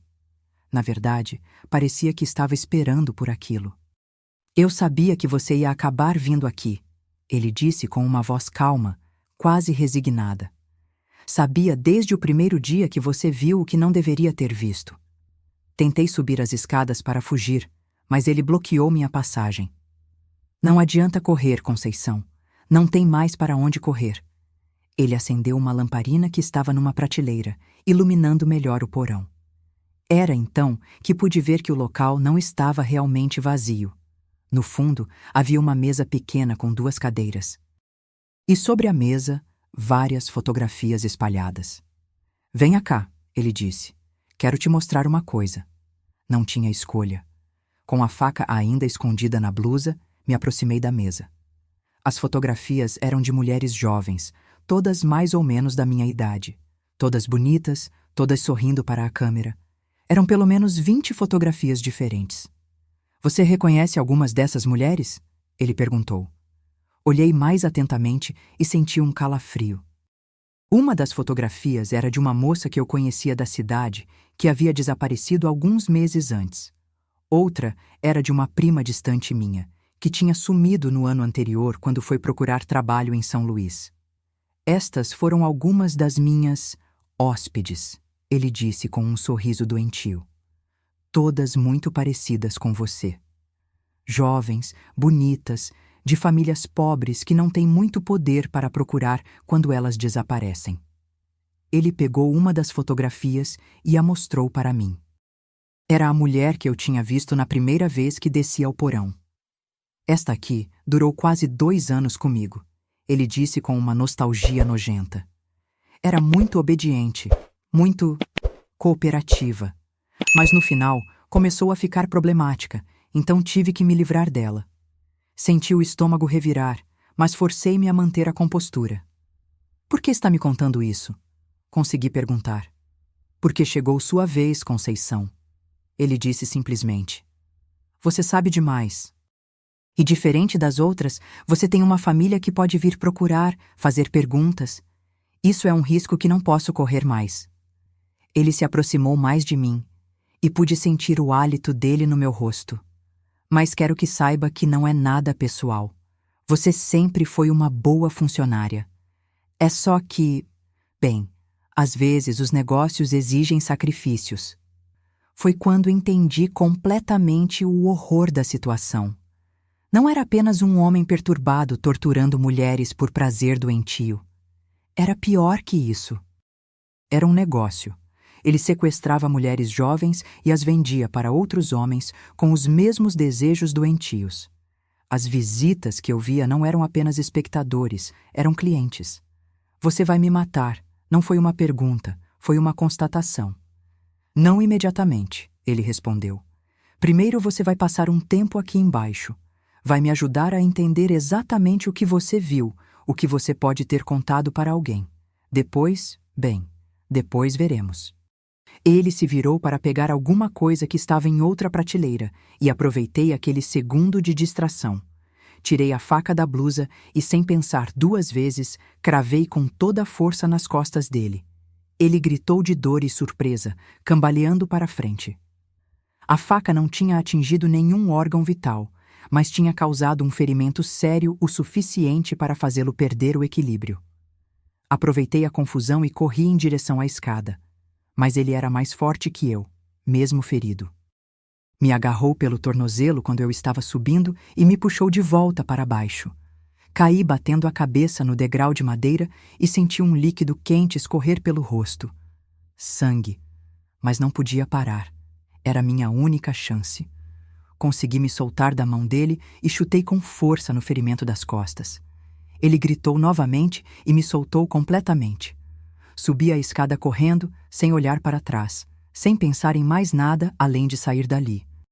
Quando cheguei na cozinha, vi Dona Eunice parada na porta, de camisola, com os olhos arregalados de terror.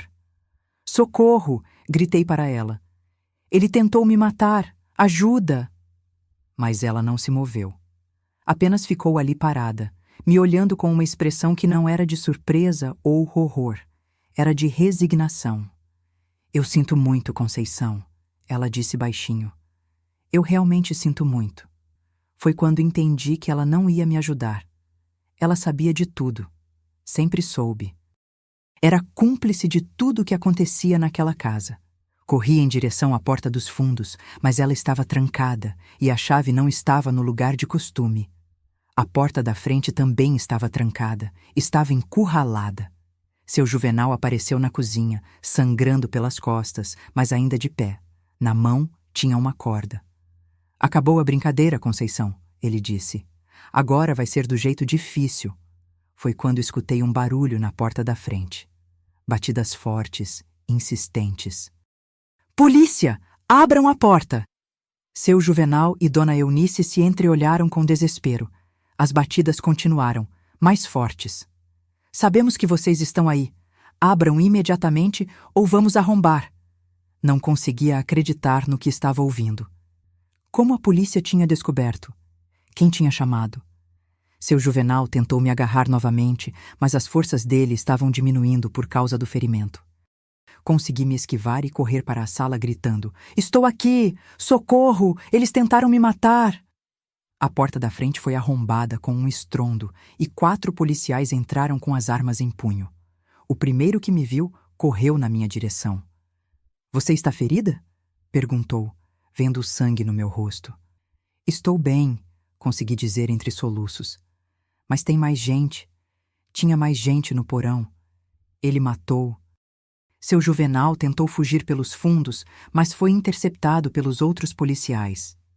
Dona Eunice se entregou sem resistência, apenas se sentou numa cadeira e começou a chorar. O que se seguiu foi um turbilhão de atividade. Mais policiais chegaram, depois homens de outros órgãos que não identifiquei. Escavaram todo o quintal dos fundos, encontraram os restos de pelo menos 15 pessoas enterradas ali. No porão, encontraram evidências que tinham sido escondidas em compartimentos secretos. Mais fotografias, documentos, até mesmo alguns objetos pessoais das vítimas que seu Juvenal guardava como troféus. Descobriram que a operação envolvia várias outras pessoas da cidade, incluindo 2 vereadores e o próprio delegado de polícia local. Por isso a investigação teve que ser conduzida por autoridades de fora. Só dias depois descobri como a polícia tinha chegado até a casa dos Moreira naquela madrugada. Quem me contou foi o investigador responsável pelo caso. Um homem sério, mas gentil, que veio conversar comigo no hospital onde fiquei internada por alguns dias para me recuperar dos ferimentos e do choque. Foi seu Geraldo, ele me explicou. Ele vinha observando os movimentos estranhos na casa há semanas e quando viu você sair do seu quarto na madrugada com uma faca na mão, decidiu que não podia mais esperar. Seu Geraldo havia passado a noite toda acordado, preocupado com o que estava acontecendo. Quando me viu entrando na casa pela porta dos fundos, ele percebeu que eu estava em perigo e correu até a cidade para buscar ajuda. Ele bateu na porta da casa do promotor às 4 da madrugada, continuou o investigador. Contou tudo o que havia observado nos últimos meses, todas as suspeitas que tinha. O promotor imediatamente acionou a polícia estadual. Seu Geraldo tinha sido mais corajoso do que eu.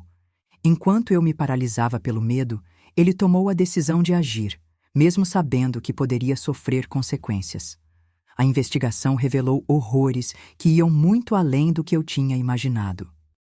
A rede de sequestro e tráfico de pessoas comandada por seu Juvenal operava há mais de 10 anos e envolvia não apenas a nossa cidade, mas várias outras da região. As mulheres eram sequestradas, mantidas no porão por períodos que variavam de semanas a anos, e depois vendidas para homens ricos de outras cidades que pagavam altas quantias por elas. Quando as vítimas ficavam problemáticas demais ou quando começavam a chamar muita atenção, eram eliminadas. Dona Eunice não era apenas cúmplice passiva. Era ela quem identificava as potenciais vítimas, estudava suas rotinas, suas famílias e planejava os sequestros. Também era ela quem mantinha contato com os clientes e organizava as entregas. Os filhos do casal tinham níveis diferentes de envolvimento. Edivaldo sabia de tudo e participava ativamente, principalmente ajudando no transporte das vítimas. Marlene sabia parcialmente, mas fingia não ver para manter sua vida confortável.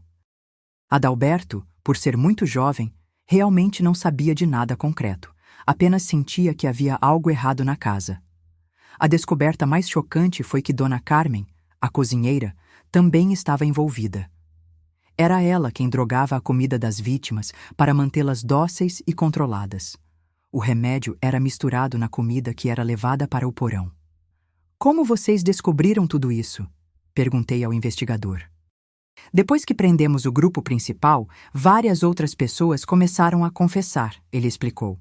Quando uma operação dessas desmorona, todo mundo quer fazer um acordo para diminuir a própria pena. O investigador me contou também sobre outras vítimas que conseguiram sobreviver e foram resgatadas de outras casas da rede. Algumas estavam em situação tão ruim que precisaram ser internadas em hospitais psiquiátricos. Outras conseguiram se recuperar e testemunhar contra os criminosos. Você foi muito corajosa, Conceição, ele disse. Se não fosse sua denúncia e sua resistência naquela noite, muitas outras mulheres teriam morrido. Mas eu não me sentia corajosa. Me sentia culpada por ter demorado tanto para agir, por ter sido cúmplice silenciosa por meses, por não ter conseguido salvar as mulheres que morreram enquanto eu estava lá. O julgamento durou quase 1 ano. Tive que testemunhar várias vezes, reviver todos aqueles momentos terríveis diante de juízes, advogados e jornalistas. Foi muito difícil, mas sabia que era necessário. Seu Juvenal foi condenado à prisão perpétua. Dona Eunice pegou 30 anos. Edivaldo, 25 anos. Marlene, por ter conhecimento mas não participar diretamente, pegou 10 anos. Dona Carmen foi condenada a 15 anos. Várias outras pessoas da cidade também foram presas, incluindo o delegado corrupto, os vereadores envolvidos e alguns clientes habituais que foram identificados durante a investigação. A casa dos Moreira foi demolida 6 meses depois do julgamento. A família de uma das vítimas comprou o terreno e construiu uma pequena praça com um memorial para as mulheres que morreram ali. Os primeiros meses depois do julgamento foram os mais difíceis da minha vida. Não conseguia dormir direito, tinha pesadelos constantes e qualquer barulho súbito me fazia pular de susto. Desenvolveu o que os médicos chamaram de estresse pós-traumático, uma condição que na época não era muito bem compreendida, principalmente no interior. Voltei para a casa dos meus pais, mas não conseguia ficar lá por muito tempo. Tudo me lembrava do período em que estava trabalhando na casa dos Moreira. Cada domingo que eu chegava escondendo a verdade, cada mentira que contei para protegê-los, cada momento em que pensei em contar tudo, mas não tive coragem. Minha família tentava me ajudar como podia, mas era difícil para eles entenderem pelo que eu tinha passado. Como explicar para pessoas simples e boas como meus pais que existem pessoas capazes de tanta maldade? Como fazer eles compreenderem que eu não era a mesma pessoa que tinha saído de casa meses antes?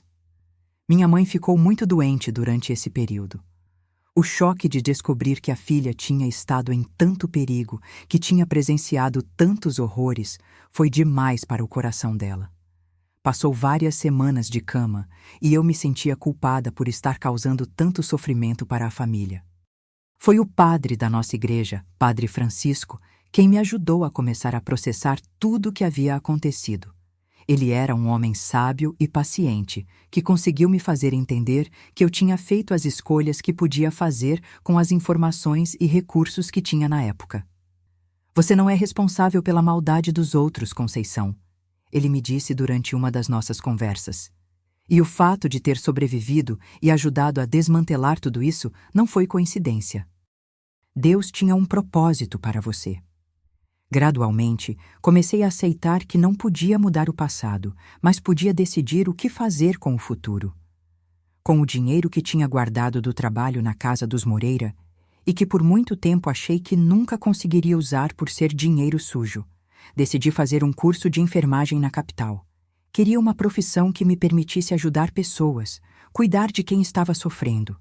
A mudança para São Luís foi assustadora no início. Era uma cidade muito maior que a nossa cidadezinha e eu ainda estava muito frágil emocionalmente. Mas aos poucos fui me adaptando, fazendo novos amigos, construindo uma nova identidade.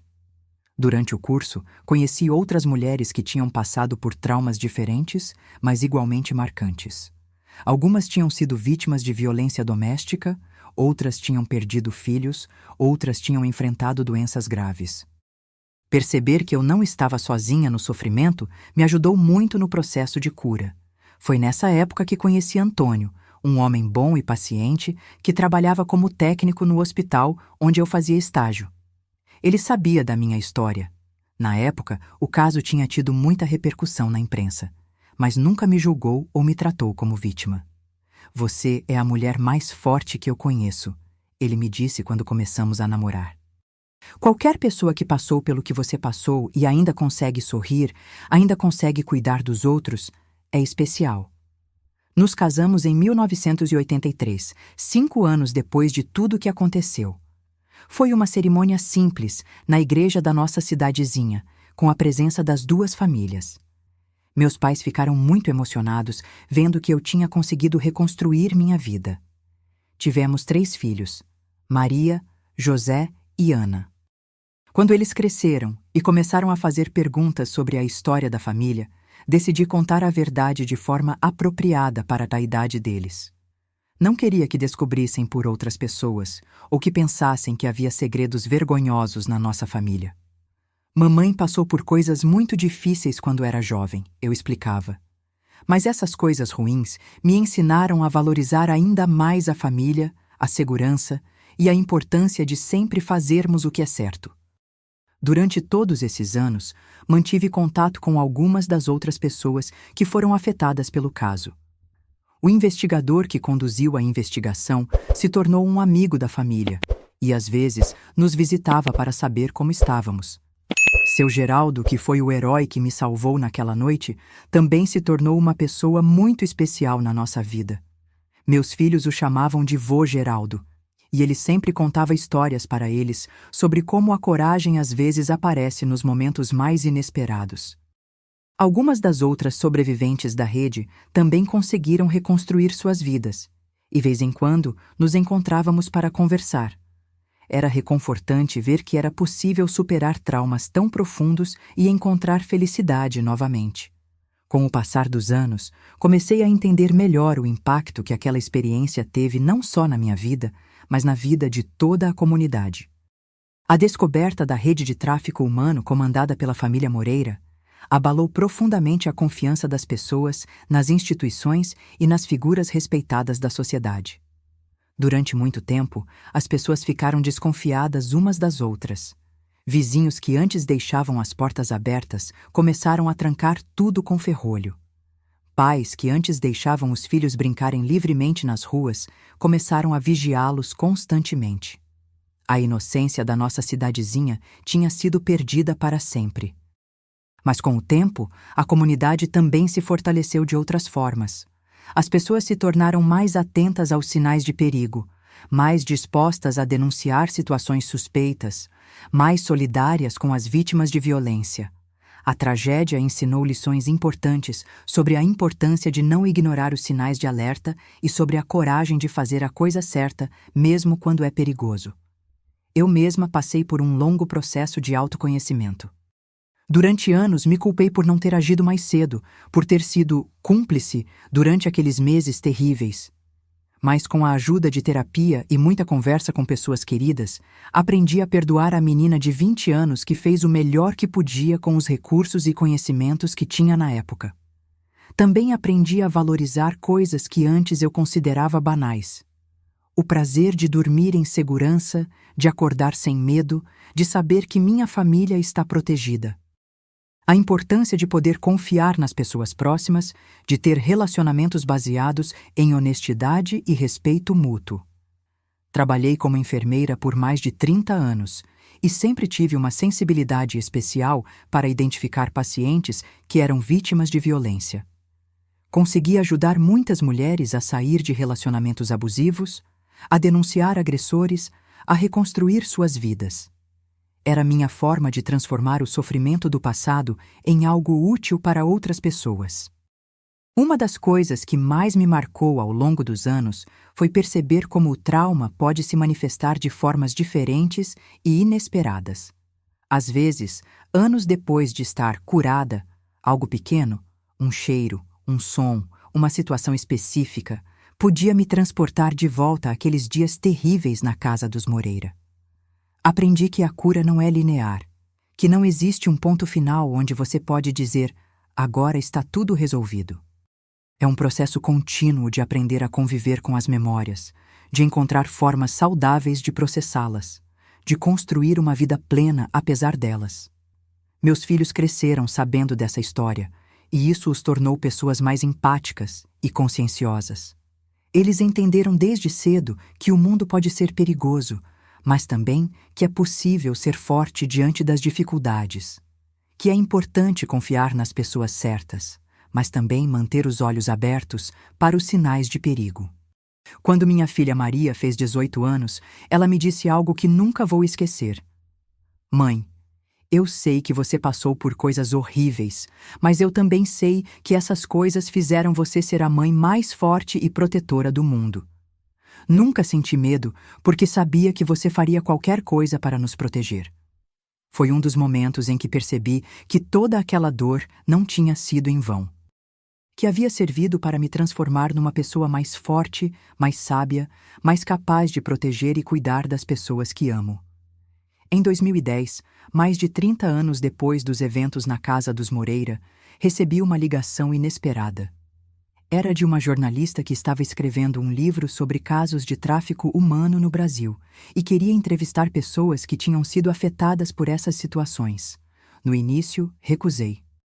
Havia passado tanto tempo tentando superar aquela fase da minha vida que não queria revivê-la novamente. Mas a jornalista insistiu, explicando que o objetivo era conscientizar as pessoas sobre os sinais de alerta e ajudar outras vítimas. Sua história pode salvar vidas, Dona Conceição, ela me disse. Pode ajudar outras mulheres a reconhecer situações de perigo antes que seja tarde demais.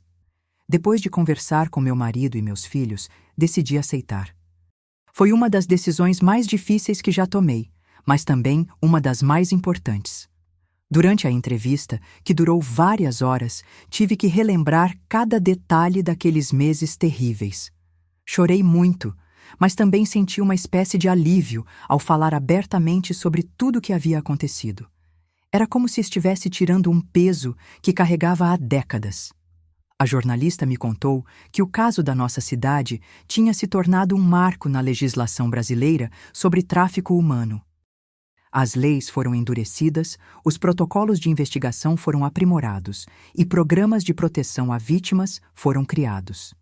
Vocês foram pioneiras, ela me disse.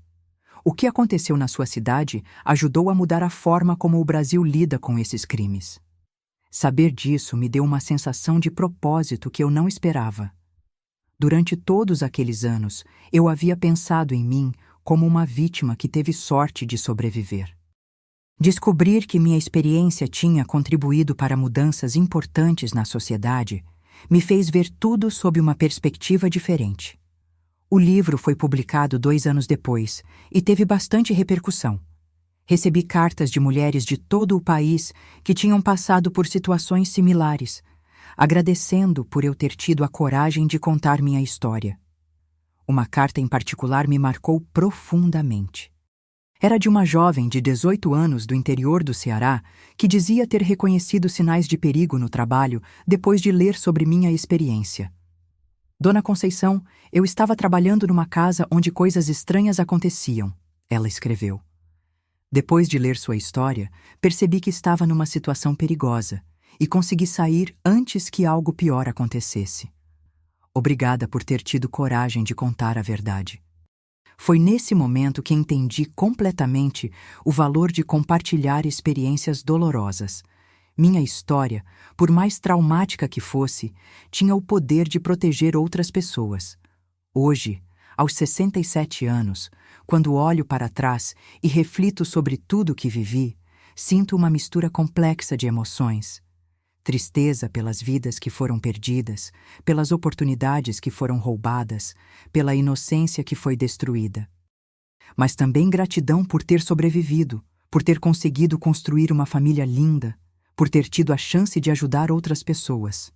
Se eu pudesse voltar no tempo e conversar com a Conceição de 20 anos que estava naquela casa, eu diria para ela: você é mais forte do que imagina. Você vai sobreviver a isso. E um dia, toda essa dor vai se transformar em sabedoria e compaixão.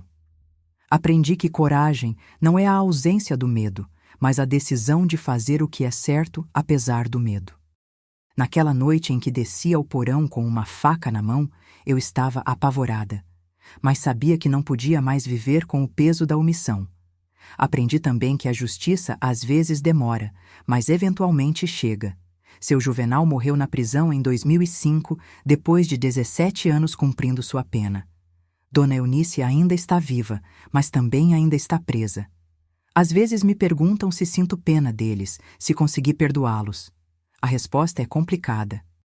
Não sinto ódio, porque o ódio envenena quem sente, não quem causou o dano. Mas também não sinto pena. Eles fizeram escolhas conscientes de causar sofrimento a pessoas inocentes. As consequências dessas escolhas são responsabilidade deles. O que sinto é uma profunda tristeza pela humanidade perdida, pela capacidade de fazer tanto mal. E uma gratidão imensa pelas pessoas boas que encontrei pelo caminho. Seu Geraldo, que arriscou tudo para me salvar. O investigador que conduziu o caso com tanto cuidado. Padre Francisco, que me ajudou a encontrar sentido na dor. Meu marido Antônio, que me amou com toda a minha bagagem.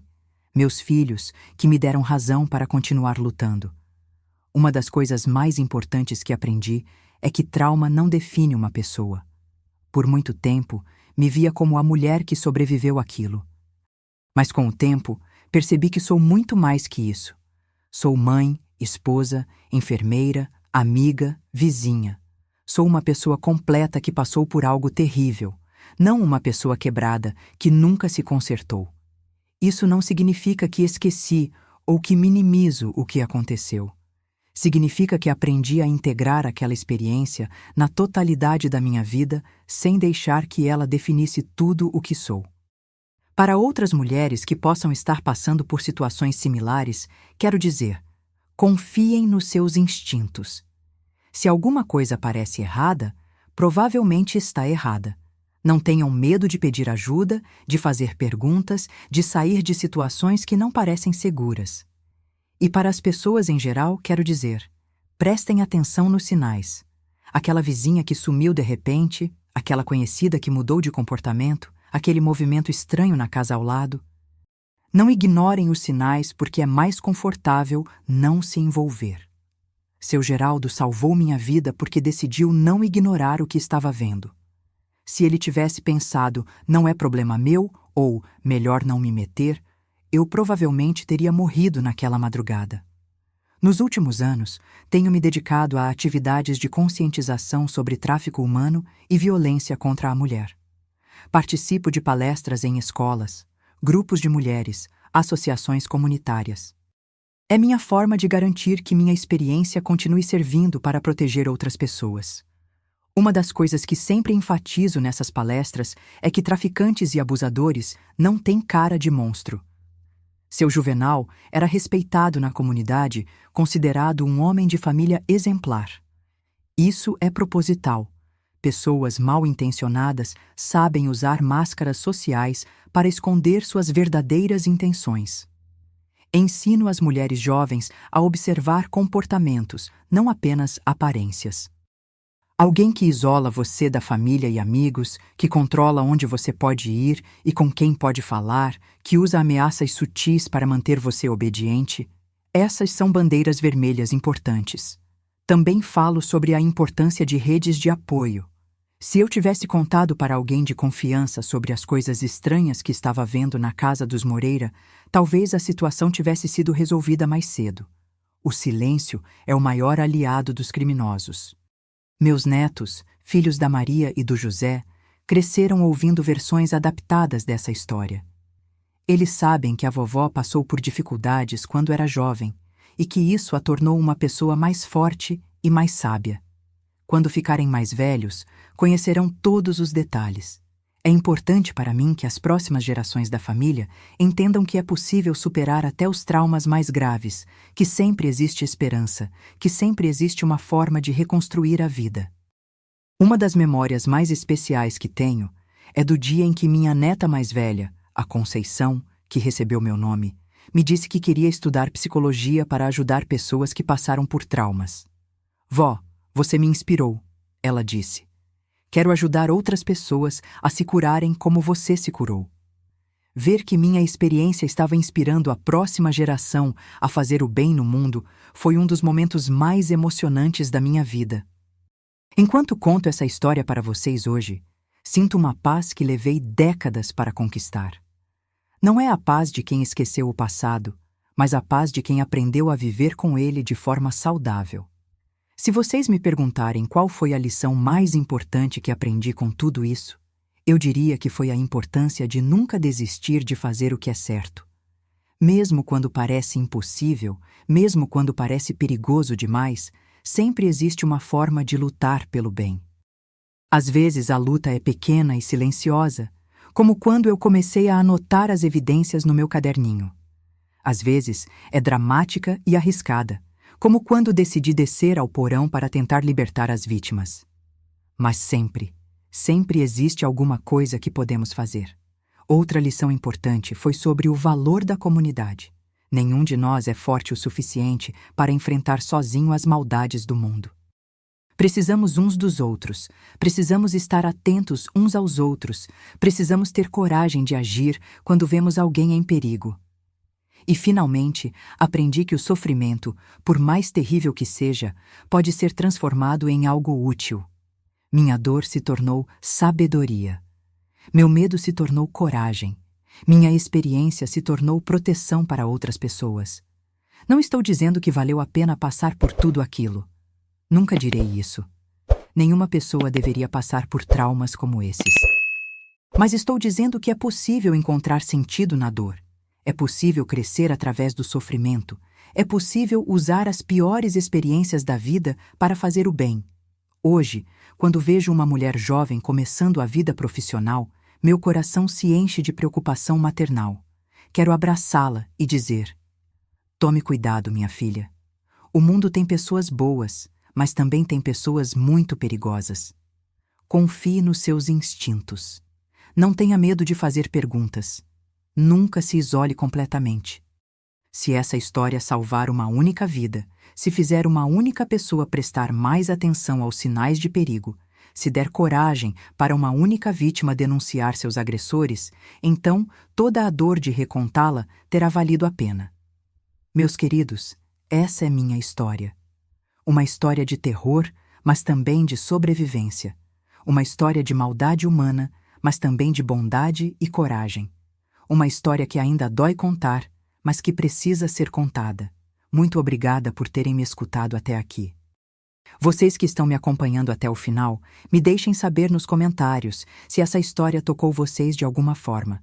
E se conhecem alguém que possa estar passando por uma situação perigosa, não ignorem. A vida dessa pessoa pode depender da coragem de vocês para agir. E não se esqueçam, mesmo nas situações mais desesperadoras, sempre existe esperança. Sempre existe uma forma de sair, de recomeçar, de encontrar a felicidade novamente. Eu sou a prova viva disso. Se vocês gostaram da minha história, por favor, deixem seu like e se inscrevam no canal. Isso mostra que minha história não foi contada em vão. E compartilhem com outras pessoas que possam precisar ouvir isso. Juntos, podemos criar uma rede de proteção e conscientização que pode salvar muitas vidas. Um grande abraço desta velhinha aqui e que Deus abençoe todos vocês.